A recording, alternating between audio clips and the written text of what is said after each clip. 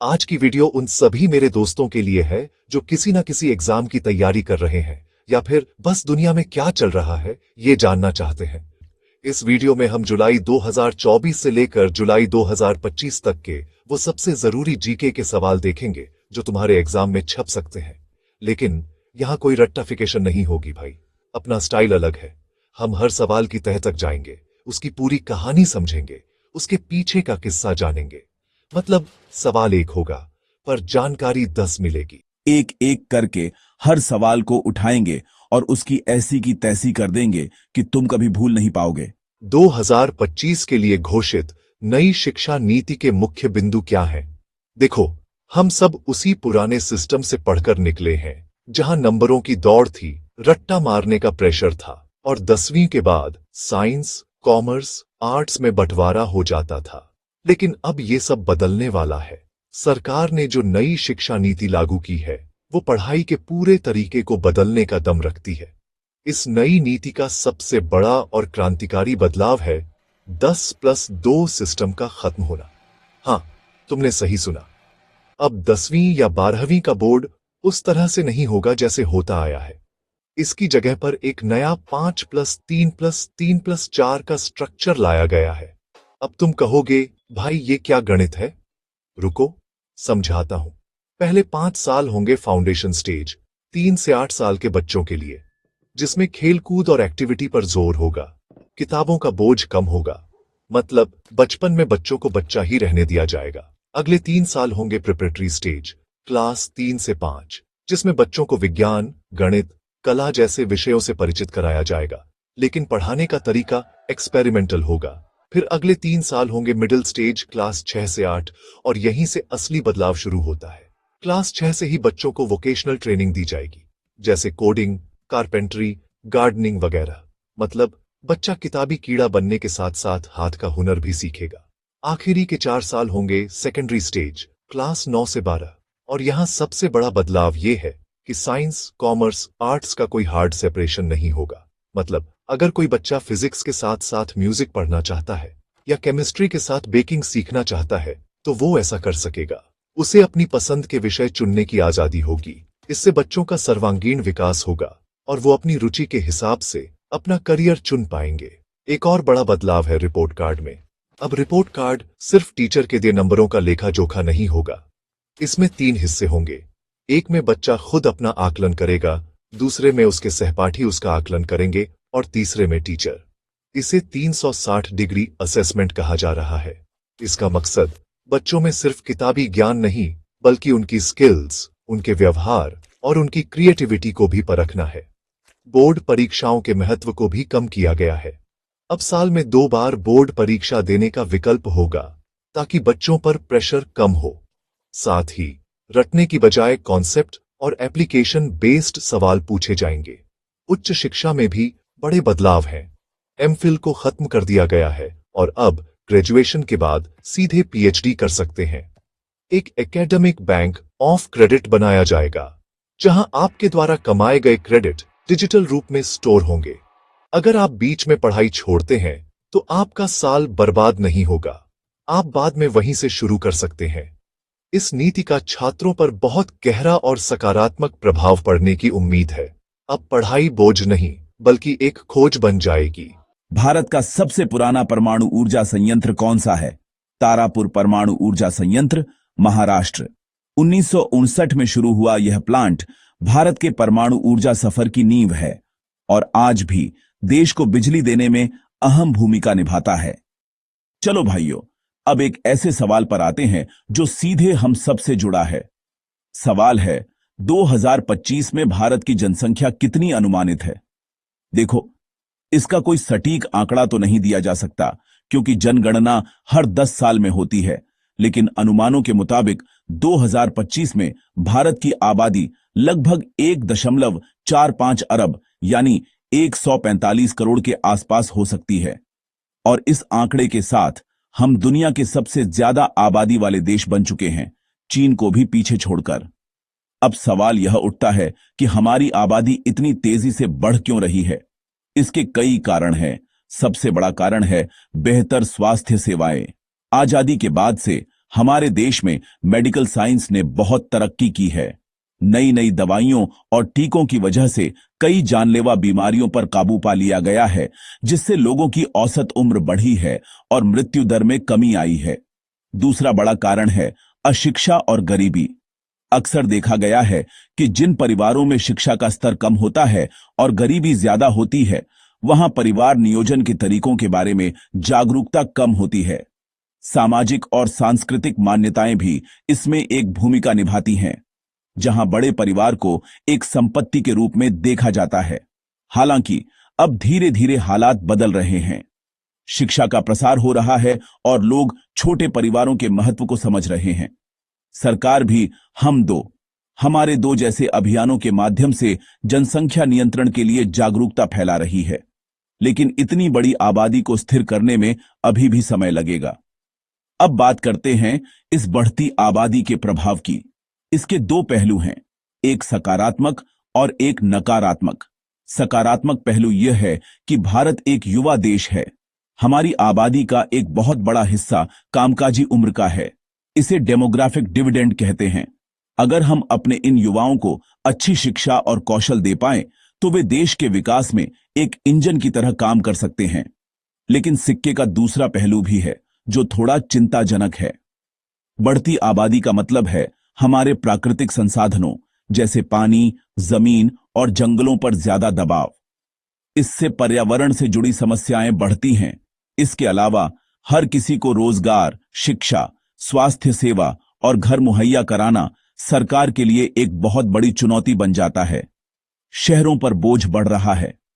लोग गांवों से रोजगार की तलाश में शहरों की ओर भाग रहे हैं, जिससे मुंबई, दिल्ली जैसे महानगरों में भीड़भाड़, प्रदूषण और झुग्गी झोपड़ियों जैसी समस्याएं पैदा हो रही हैं। ट्रैफिक जाम और पानी की किल्लत तो रोज की बात हो गई है। इन चुनौतियों से निपटना आसान नहीं है। इसलिए जनसंख्या नियंत्रण सिर्फ सरकार की जिम्मेदारी नहीं है, बल्कि हम सबकी जिम्मेदारी है। हमें एक समाज के रूप में जागरूक होना होगा। हमें समझना होगा कि छोटे परिवार का मतलब है बच्चों को बेहतर परवरिश, बेहतर शिक्षा और बेहतर भविष्य देना। जब हर परिवार खुशहाल होगा, तभी देश खुशहाल होगा। तो दोस्तों, जनसंख्या का यह आंकड़ा सिर्फ एक नंबर नहीं है। यह एक कहानी है हमारी सफलताओं की, हमारी चुनौतियों की और हमारे भविष्य की। यह हमें बताता है कि हमारे पास एक बहुत बड़ी ताकत है, हमारे युवा। और साथ ही यह हमें चेतावनी भी देता है कि अगर हमने अपने संसाधनों का सही इस्तेमाल नहीं किया, तो यही ताकत एक बोझ बन सकती है। 2025 में अगर कोई तुमसे पूछे कि भारत का नया राष्ट्रपति कौन है, तो इसका जवाब है द्रौपदी मुर्मू जी। लेकिन रुको, कहानी यहीं खत्म नहीं होती। असली मजा तो अब शुरू होगा।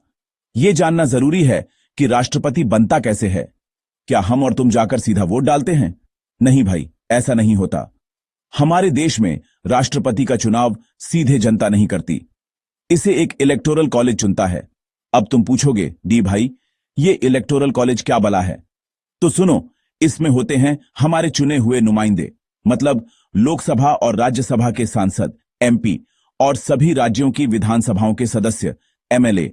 ये सब मिलकर वोट डालते हैं और जिसके खाते में सबसे ज्यादा वोट आते हैं, वही बनता है देश का महामहिम, यानी राष्ट्रपति। ये एक तरह से अप्रत्यक्ष चुनाव है, जहां जनता के प्रतिनिधि अपने नेता को चुनते हैं।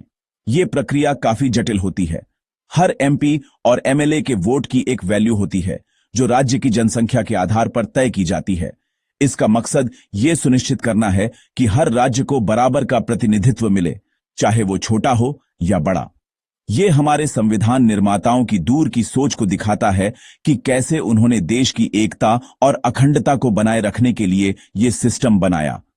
अब बात करते हैं राष्ट्रपति के कार्यकाल की। एक बार चुने जाने के बाद राष्ट्रपति 5 साल के लिए अपने पद पर रहते हैं। राष्ट्रपति देश का प्रथम नागरिक होता है और तीनों सेनाओं, थल सेना, नौसेना और वायुसेना का सर्वोच्च कमांडर भी होता है। उनकी भूमिका सिर्फ औपचारिक नहीं होती, बल्कि देश के संविधान के संरक्षक के रूप में भी होती है। कोई भी कानून बिना उनकी मंजूरी के लागू नहीं हो सकता। द्रौपदी मुर्मू जी का राष्ट्रपति बनना अपने आप में एक ऐतिहासिक घटना है। वो भारत की पहली आदिवासी महिला राष्ट्रपति हैं। ये इस बात का सबूत है कि हमारा लोकतंत्र कितना मजबूत और समावेशी है, जहां समाज के हर वर्ग के व्यक्ति को देश के सर्वोच्च पद तक पहुंचने का अवसर मिलता है। उनका सफर बहुतों के लिए प्रेरणा का स्रोत है। राष्ट्रपति के पास कई शक्तियां होती हैं, जैसे प्रधानमंत्री और अन्य मंत्रियों की नियुक्ति करना, संसद का सत्र बुलाना और उसे भंग करना, और यहां तक कि किसी अपराधी की सजा को माफ करना या कम करना। ये शक्तियां उन्हें देश के संवैधानिक प्रमुख के रूप में एक बहुत ही महत्वपूर्ण स्थान देती है। उनका निवास स्थान, जिसे राष्ट्रपति भवन कहते हैं, दिल्ली में है, और यह दुनिया के सबसे बड़े राष्ट्रपति आवासों में से एक है। तो अगली बार जब कोई तुमसे राष्ट्रपति के बारे में पूछे तो सिर्फ नाम मत बताना, उसे ये पूरी कहानी सुनाना। उसे बताना कि चुनाव कैसे होता है, कार्यकाल कितना होता है और उनकी शक्तियां क्या-क्या हैं। याद रखना, राष्ट्रपति का पद सिर्फ एक कुर्सी नहीं है, बल्कि ये भारत की संप्रभुता, एकता और अखंडता का प्रतीक है। ये पद हमें याद दिलाता है कि कानून से ऊपर कोई नहीं है और देश का हर नागरिक बराबर है। द्रौपदी मुर्मू जी इस महान परंपरा को आगे बढ़ा रही हैं। तो अगला सवाल सीधा देश की तिजोरी से जुड़ा है। 2024-25 के लिए भारत का बजट किसने पेश किया?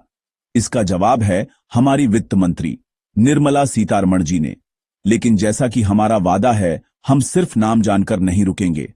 हम समझेंगे कि ये बजट होता क्या है और इसे पेश करने की पूरी प्रक्रिया क्या है।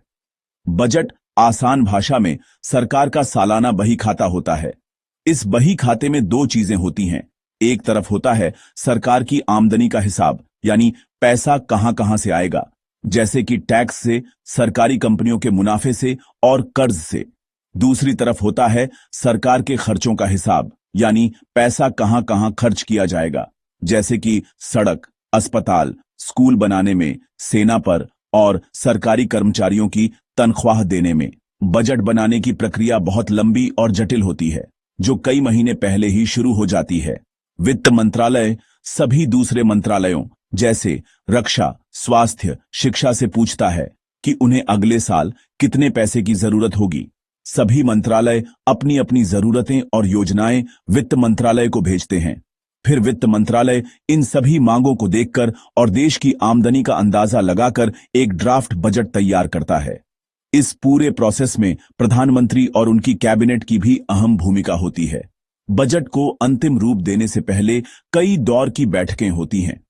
एक बार जब बजट फाइनल हो जाता है तो इसे संसद में पेश किया जाता है। वित्त मंत्री लोकसभा में एक लंबा भाषण देती है, जिसे बजट भाषण कहते हैं। इस भाषण में वो बताती हैं कि सरकार की क्या योजनाएं हैं और किस चीज पर कितना पैसा खर्च किया जाएगा। परंपरागत रूप से बजट फरवरी के आखिरी दिन पेश किया जाता था, लेकिन कुछ साल पहले मोदी सरकार ने इस परंपरा को बदलकर 1 फरवरी कर दिया।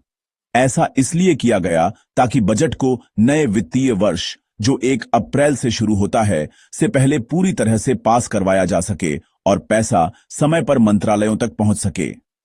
2024-25 के बजट की बात करें तो निर्मला सीतारमण जी ने अपने भाषण में कुछ मुख्य क्षेत्रों पर जोर दिया। इनमें इंफ्रास्ट्रक्चर, सड़क, रेलवे, एयरपोर्ट, हरित ऊर्जा, सोलर पावर, इलेक्ट्रिक गाड़ियां और युवाओं के लिए कौशल विकास शामिल थे। सरकार का लक्ष्य इन क्षेत्रों में निवेश करके देश की अर्थव्यवस्था को गति देना और नए रोजगार पैदा करना है। बजट में आम आदमी के लिए भी कुछ घोषणाएं होती हैं, जैसे कि इनकम टैक्स में कोई बदलाव हुआ है या नहीं, कौन सी चीजें महंगी होंगी और कौन सी सस्ती, इसका भी पता बजट से ही चलता है। इसलिए हर कोई, चाहे वो एक बड़ा उद्योगपति हो या एक आम नौकरी पेशा इंसान, बजट का बेसब्री से इंतजार करता है। बजट पेश होने के बाद संसद में इस पर बहस होती है। विपक्ष सरकार की नीतियों की आलोचना करता है और अपने सुझाव देता है। लंबी चर्चा के बाद बजट को वोटिंग के लिए रखा जाता है और सत्ता पक्ष के बहुमत में होने के कारण यह आमतौर पर पास हो जाता है। पास होने के बाद और राष्ट्रपति की मंजूरी मिलने के बाद ही यह लागू होता है। तो भाई, बजट सिर्फ आंकड़ों का खेल नहीं है, यह सरकार की सोच और देश के भविष्य का आईना है। यह हमें बताता है कि सरकार की प्राथमिकताएं क्या हैं और वो देश को किस दिशा में ले जाना चाहती है। अगली बार जब 1 फरवरी को टीवी पर वित्त मंत्री को ब्रीफकेस के साथ देखो तो समझ जाना कि वो सिर्फ एक बैग नहीं बल्कि पूरे देश की उम्मीदों और आकांक्षाओं का बही खाता लेकर जा रही हैं। दूसरा सवाल है 2024 में पेरिस में हुए ओलंपिक खेलों में भारत ने कितने पदक जीते। अब देखो, ओलंपिक सिर्फ एक खेल नहीं है, ये देश की शान है, मान है, अभिमान है। जब कोई खिलाड़ी पोडियम पर खड़ा होकर तिरंगे को ऊपर जाते देखता है तो 140 करोड़ हिंदुस्तानियों की छाती गर्व से चौड़ी हो जाती है। तो इस बार हमारे वीरों ने कमाल कर दिया। पेरिस ओलंपिक 2024 में भारत ने कुल 15 पदक जीते। हाँ मेरे भाई, 15 मेडल्स। ये भारत का ओलंपिक इतिहास में अब तक का सबसे बेहतरीन प्रदर्शन है। हमने 4 गोल्ड, 5 सिल्वर और 6 ब्रॉन्ज मेडल अपने नाम किए। ये आंकड़े सिर्फ नंबर नहीं है, ये हमारे खिलाड़ियों की सालों की मेहनत, उनके पसीने, उनकी लगन और उनके त्याग की कहानी कहते हैं। अब बात करते हैं उन सितारों की जिन्होंने देश का नाम रोशन किया। सबसे पहला नाम तो हमारे गोल्डन बॉय नीरज चोपड़ा का ही आता है। जैवलिन थ्रो में उन्होंने एक बार फिर से सोना जीतकर इतिहास रच दिया। लगातार 2 ओलंपिक में गोल्ड जीतना कोई मजाक नहीं है। पूरा देश उनकी इस जीत पर झूम उठा। उनके अलावा हमारी महिला पहलवान विनेश फोगाट ने भी गोल्ड मेडल जीतकर आलोचकों का मुंह बंद कर दिया। चोट से वापसी करके सोना जीतना ये किसी फिल्मी कहानी से कम नहीं है। शूटिंग में भी हमारा दबदबा रहा। मनु भाकर और सौरभ चौधरी की जोड़ी ने मिक्स्ड टीम पिस्टल इवेंट में गोल्ड मेडल जीता। उनकी केमिस्ट्री और उनका तालमेल देखने लायक था। चौथा गोल्ड हमें हॉकी में मिला, जहां हमारी पुरुष टीम ने 44 साल के लंबे इंतजार को खत्म करते हुए फाइनल में नीदरलैंड को हराकर स्वर्ण पदक जीता। वो आखिरी पल जब गोल हुआ तो पूरे हिंदुस्तान में दिवाली जैसा माहौल हो गया था। ये जीत सिर्फ एक मेडल नहीं बल्कि करोड़ों हॉकी प्रेमियों के लिए एक इमोशन थी। सिल्वर मेडल्स की बात करें तो वेटलिफ्टर मीराबाई चानू ने एक बार फिर देश को गौरवान्वित किया। बैडमिंटन में पीवी सिंधु ने लगातार तीसरे ओलंपिक में मेडल जीतकर एक नया रिकॉर्ड बनाया। इस बार उन्होंने सिल्वर अपने नाम किया। बॉक्सर अमित पंघाल ने भी फाइनल तक का सफर तय किया और सिल्वर मेडल जीता। उनकी फुर्ती और उनके पंच देखने लायक थे। इनके अलावा आर्चरी और रेसलिंग में भी हमें सिल्वर मेडल मिले, जिन्होंने दिखाया कि भारत अब हर खेल में एक महाशक्ति बनने की राह पर है। ब्रॉन्ज मेडल्स ने हमारी मेडल टैली को और मजबूत किया। हमारी महिला हॉकी टीम ने शानदार प्रदर्शन करते हुए कांस्य पदक जीता। उनकी कहानी भी प्रेरणा से भरी है। कई खिलाड़ी बहुत ही साधारण परिवारों से आती हैं और उन्होंने यहां तक पहुंचने के लिए बहुत संघर्ष किया है। लवलीना बोरगोहेन ने बॉक्सिंग में अपना दूसरा ओलंपिक मेडल जीता। रेसलिंग में बजरंग पूनिया और रवि दहिया ने भी ब्रॉन्ज मेडल जीतकर देश का मान बढ़ाया।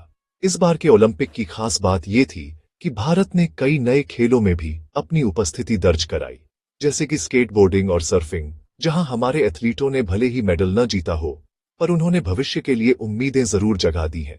सरकार की खेलो इंडिया और टॉप्स यानी टारगेट ओलंपिक पोडियम स्कीम जैसी योजनाओं का असर अब साफ दिखने लगा है। खिलाड़ियों को बेहतर ट्रेनिंग, विदेशी कोच और अच्छी सुविधाएं मिल रही हैं, जिसका नतीजा हम सबके सामने है। तो भाइयों, ये 15 मेडल सिर्फ धातु के टुकड़े नहीं हैं। ये 15 कहानियां हैं जुनून की, जिद की और जीत की। ये सवाल जुड़ा है सरकार की योजनाओं से, उन स्कीमों से जो सीधे आम आदमी की जिंदगी पर असर डालती हैं। सवाल है, जुलाई 2025 तक भारत में लागू हुई कोई महत्वपूर्ण सरकारी योजना कौन सी है? देखो, सरकारें बहुत सी योजनाएं चलाती हैं, पर कुछ योजनाएं ऐसी होती हैं जो गेम चेंजर साबित होती हैं। ऐसी ही एक योजना है हर घर जल मिशन, जिसे जल जीवन मिशन के नाम से भी जाना जाता है। इस योजना का उद्देश्य बहुत सीधा और सरल था। 2024 तक भारत के हर ग्रामीण घर में नल के जरिए साफ पीने का पानी पहुंचाना। लेकिन इसका पैमाना इतना बड़ा था कि ये दुनिया के सबसे बड़े इंफ्रास्ट्रक्चर प्रोजेक्ट्स में से एक बन गया। और ये सवाल था, 2025 के पेरिस ओलंपिक में भारत का पहला गोल्ड मेडल किसने जीता? जवाब है नीलिमा चौधरी। नीलिमा चौधरी हरियाणा के एक छोटे से गांव से आने वाली भारत की वो बेटी हैं जिन्होंने पेरिस की धरती पर इतिहास रच दिया। बॉक्सिंग की रिंग में उन्होंने न सिर्फ अपने विरोधी को हराया बल्कि पूरे देश को गर्व से सिर ऊंचा करने का मौका दिया। लेकिन ये जीत सिर्फ एक मेडल की कहानी नहीं है, ये कहानी है संघर्ष की, हिम्मत की, और तीसरे सवाल की। और ये सवाल है, 2025 में भारत का पहला प्राइवेट स्पेस मिशन किस कंपनी ने सफलतापूर्वक लॉन्च किया? जवाब है स्काईरीच एरोस्पेस।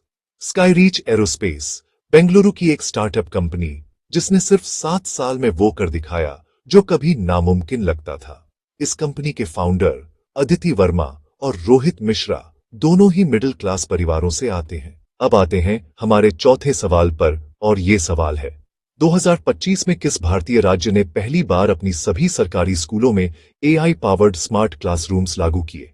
जवाब है केरल। केरल, जो हमेशा शिक्षा के क्षेत्र में आगे रहा है, उसने 2025 में एक अनोखी पहल की। राज्य सरकार ने प्रोजेक्ट नवोदया के तहत हर जिले के स्कूल में एआई पावर्ड स्मार्ट क्लासरूम्स शुरू किए, जहां बच्चों को सिर्फ किताबों से नहीं, बल्कि इंटरैक्टिव वीडियो, वर्चुअल रियलिटी और एआई ट्यूटर की मदद से पढ़ाया जाने लगा। इस बदलाव के पीछे एक दिलचस्प कहानी है। केरल के एक छोटे से गांव की टीचर अनीता पिल्लई। अनीता जी ने लॉकडाउन के दौरान देखा कि उनके गांव के बच्चों को ऑनलाइन पढ़ाई में कितनी दिक्कत हो रही है। उनके पास स्मार्टफोन नहीं था, इंटरनेट स्लो था और किताबें भी सबके पास नहीं थीं। लेकिन अनीता जी ने हार नहीं मानी।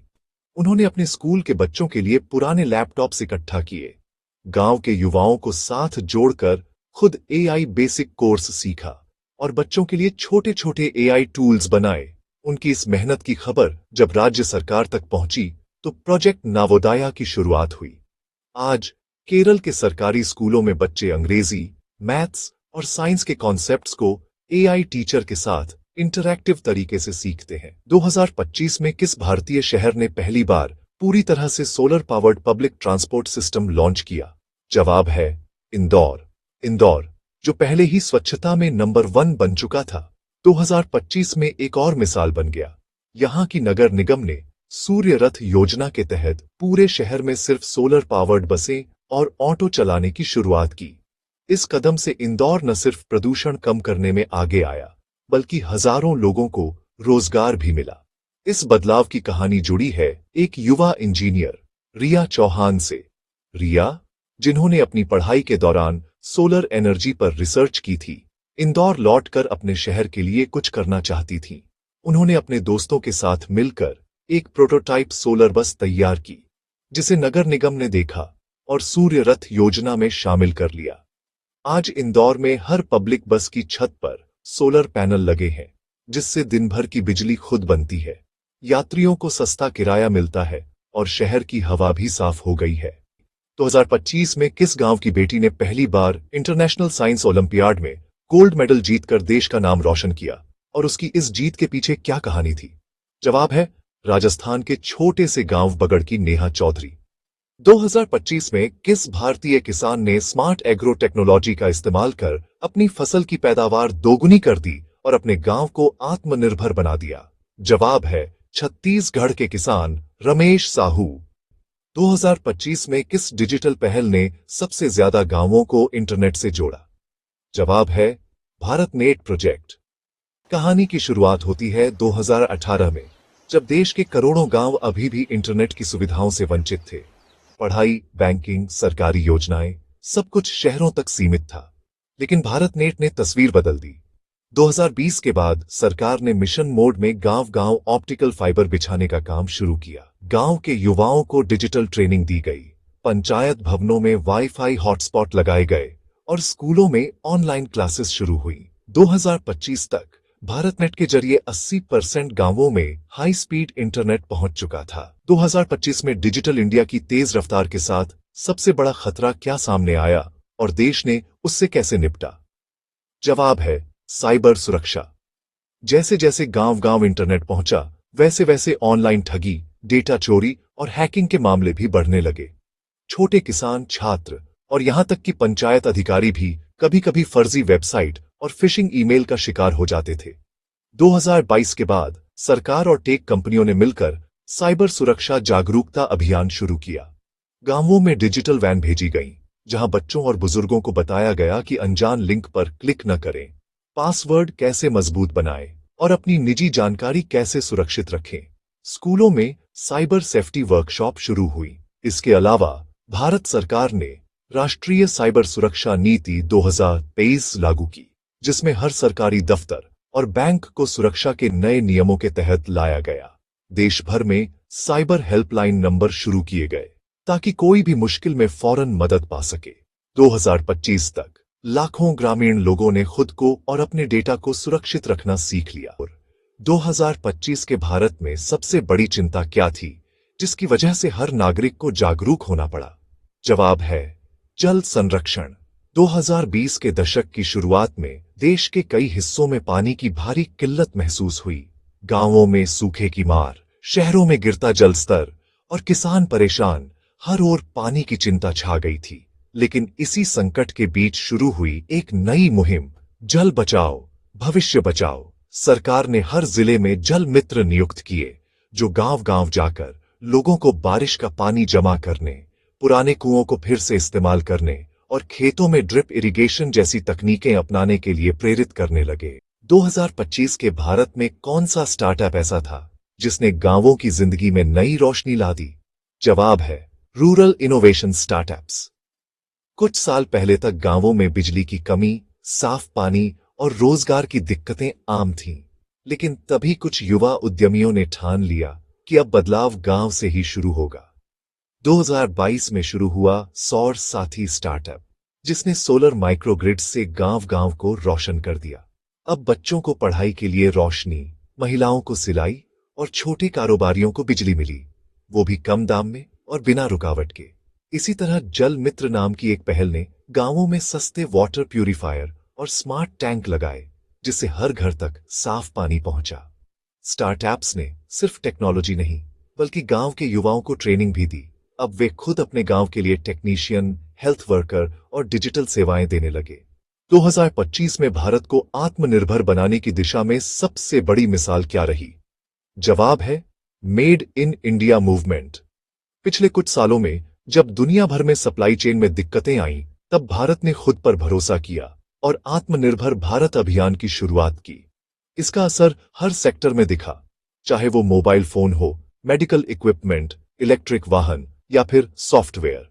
2023 में जब देश में पहली बार 100% made in India smartphone launch हुआ, तो हर किसी की जुबान पर एक ही बात थी, अब हम किसी पर निर्भर नहीं। छोटे छोटे गांवों में भी मेक इन इंडिया की फैक्ट्रियां खुली, जहां लोकल युवाओं को ट्रेनिंग और रोजगार मिला। इसी तरह मेडिकल सेक्टर में स्वदेशी हेल्थ केयर नाम की कंपनी ने कम कीमत पर पूरी तरह भारतीय तकनीक से बने वेंटिलेटर्स और दवाइयां तैयार की, जिससे देश की हेल्थ सर्विसेज मजबूत हुई। इतना ही नहीं, 2024 में भारत ने अपनी खुद की इलेक्ट्रिक कार उड़ान लॉन्च की, जिसकी बैटरी, सॉफ्टवेयर और डिजाइन सब कुछ घर की मिट्टी से निकला।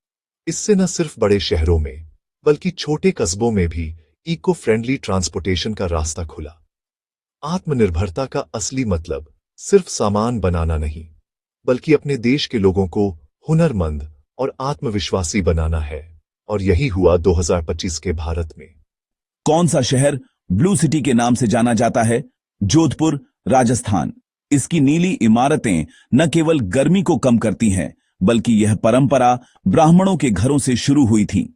आज ये नीली दीवारें शहर की पहचान बन चुकी हैं और दुनिया भर के पर्यटकों को आकर्षित करती हैं। भारत का पहला सौर ऊर्जा संचालित हवाई अड्डा कौन सा है? कोचीन अंतर्राष्ट्रीय हवाई अड्डा, केरल। यह दुनिया का पहला पूरी तरह सौर ऊर्जा से चलने वाला हवाई अड्डा है, जिससे हर साल लाखों टन कार्बन उत्सर्जन की बचत होती है। कौन सा भारतीय शहर सिल्क सिटी के नाम से प्रसिद्ध है? कांचीपुरम, तमिलनाडु। यहां की रेशमी साड़ियां पूरी दुनिया में मशहूर हैं, जिनकी बुनाई की परंपरा 400 साल से भी पुरानी है। कौन सा राज्य स्पाइस गार्डन ऑफ इंडिया कहलाता है? केरल। यहां काली मिर्च, इलायची, दालचीनी जैसी मसालों की खेती सदियों से होती आ रही है, जिसने भारत को मसालों की भूमि का दर्जा दिलाया। भारत का सबसे बड़ा पुस्तकालय कौन सा है? राष्ट्रीय पुस्तकालय, कोलकाता। 1826 में स्थापित इसमें 2.2 मिलियन से ज्यादा किताबें हैं और यह शोधकर्ताओं के लिए खजाना है। किस राज्य में सबसे ज्यादा वन क्षेत्र है? मध्य प्रदेश। यहां के जंगलों में बाघ, तेंदुआ और कई दुर्लभ प्रजातियां पाई जाती हैं, जिससे यह जैव विविधता का केंद्र बन गया है। भारत का सबसे ऊंचा झरना कौन सा है? कुंचिकल जलप्रपात, कर्नाटक। इसकी ऊंचाई लगभग 450 मीटर है और यह मानसून के दौरान बेहद खूबसूरत दिखता है। कौन सी नदी साउथ इंडिया की गंगा कही जाती है? गोदावरी नदी। यह दक्षिण भारत की सबसे लंबी नदी है और लाखों लोगों के जीवन का आधार है। कौन सा शहर सिटी ऑफ लेक्स के नाम से जाना जाता है? उदयपुर, राजस्थान। यहां की झीलें और महल इसे भारत का वेनिस बनाते हैं।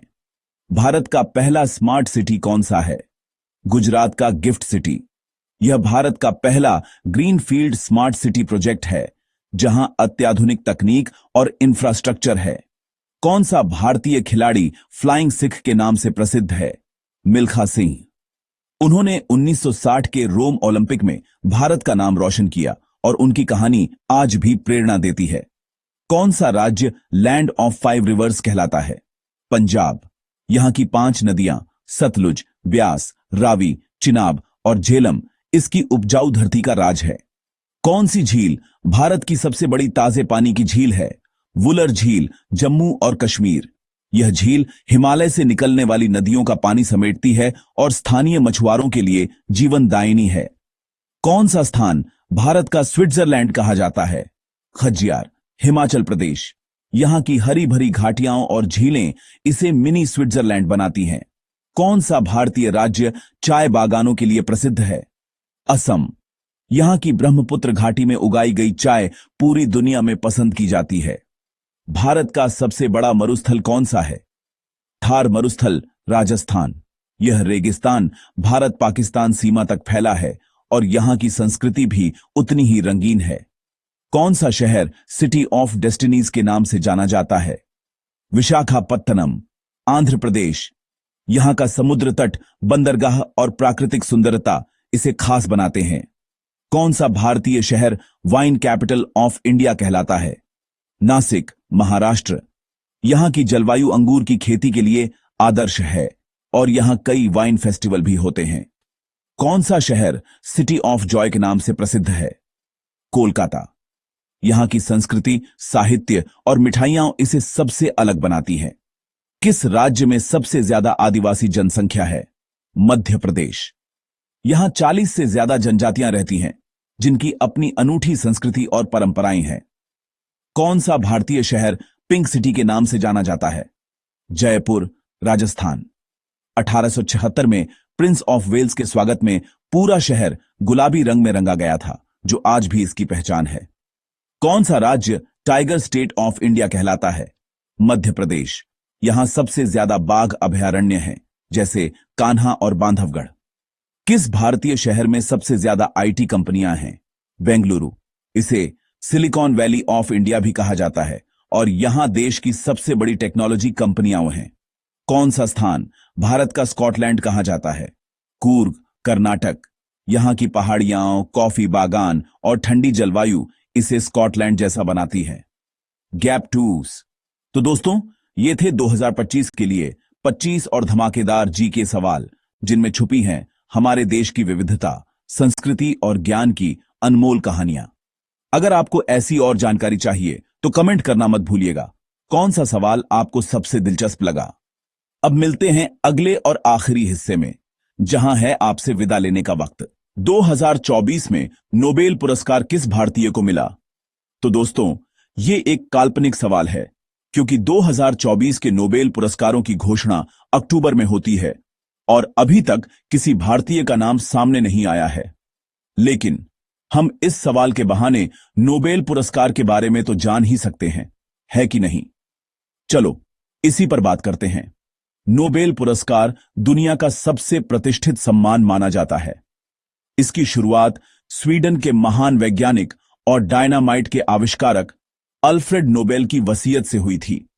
अल्फ्रेड नोबेल ने अपनी मृत्यु से पहले अपनी सारी संपत्ति एक ट्रस्ट को दे दी और इच्छा जताई कि इस पैसे के ब्याज से हर साल उन लोगों को सम्मानित किया जाए जिन्होंने भौतिकी, रसायन, चिकित्सा, साहित्य और शांति के क्षेत्र में मानवता के लिए सबसे बड़ा काम किया हो। पहला नोबेल पुरस्कार 1901 में दिया गया था। बाद में 1968 में स्वीडन के केंद्रीय बैंक ने अल्फ्रेड नोबेल की याद में अर्थशास्त्र के नोबेल पुरस्कार की भी स्थापना की। तो अब कुल मिलाकर 6 क्षेत्रों में यह पुरस्कार दिया जाता है। यह पुरस्कार हर साल 10 दिसंबर को दिया जाता है, जो अल्फ्रेड नोबेल की पुण्यतिथि है। अब बात करते हैं उन भारतीयों की जिन्होंने इस महान सम्मान को हासिल कर देश का नाम रोशन किया है। सबसे पहले यह गौरव मिला था गुरुदेव रविंद्रनाथ टैगोर को। उन्हें 1913 में उनकी काव्य रचना गीतांजलि के लिए साहित्य का नोबेल पुरस्कार मिला था।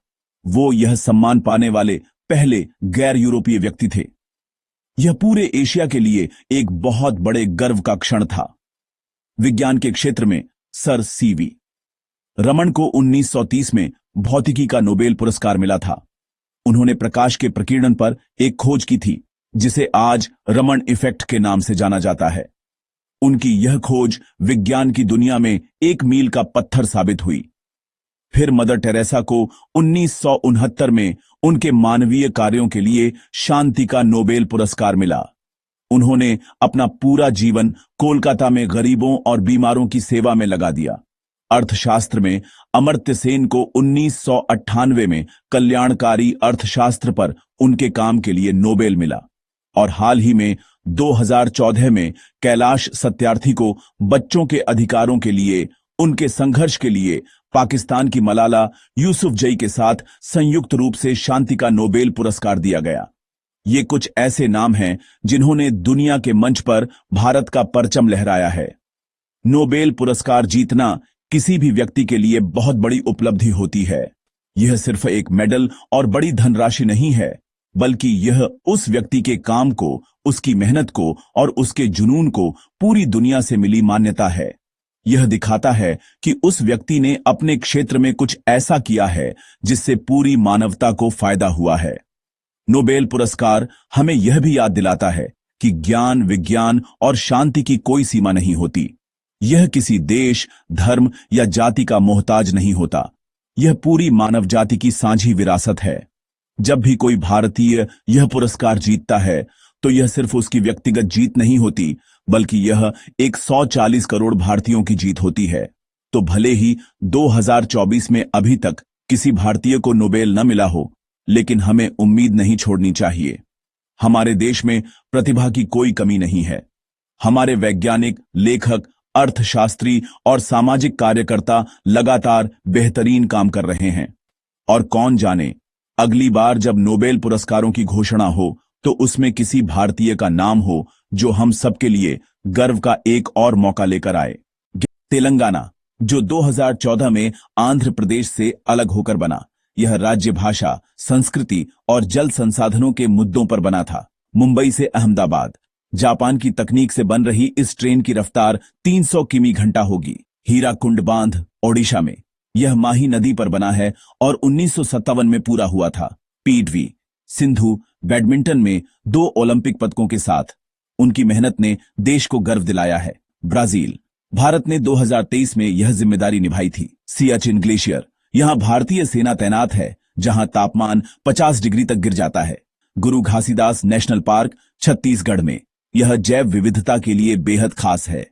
प्रतिभा पाटिल, उन्होंने 2007 से 2012 तक देश की सेवा की। सरनथ, वाराणसी के पास, अपने बौद्ध इतिहास के कारण। अटल टनल, हिमाचल प्रदेश में, यह 9 किलोमीटर लंबी है और रोहतांग दर्रे को साल भर खुला रखती है। गगनयान, जिसमें भारतीय अंतरिक्ष यात्री पहली बार स्वदेशी रॉकेट से अंतरिक्ष जाएंगे। नीरज चोपड़ा, भाला फेंक में सबसे ज्यादा दूरी के लिए। बेंगलुरु, जिसे सिलिकॉन वैली ऑफ इंडिया भी कहा जाता है। उत्तर प्रदेश, जिसकी जनसंख्या कई देशों से भी ज्यादा है। Statue of unity, Sardar Vallabh Bhai Patel की प्रतिमा, गुजरात में। The last film show, Chhello Show, जिसने भारतीय सिनेमा को दुनिया में पहचान दिलाई। भारत, जिसने चीन को भी पीछे छोड़ दिया है। डॉ.टी.वी. रामाकृष्णन, गणित के क्षेत्र में उनकी विशेष उपलब्धि के लिए। जवाहरलाल नेहरू पोर्ट, मुंबई के पास, हरियाणा के सोनीपत जींद रूट पर, जो पर्यावरण के लिहाज से एक बड़ी क्रांति है।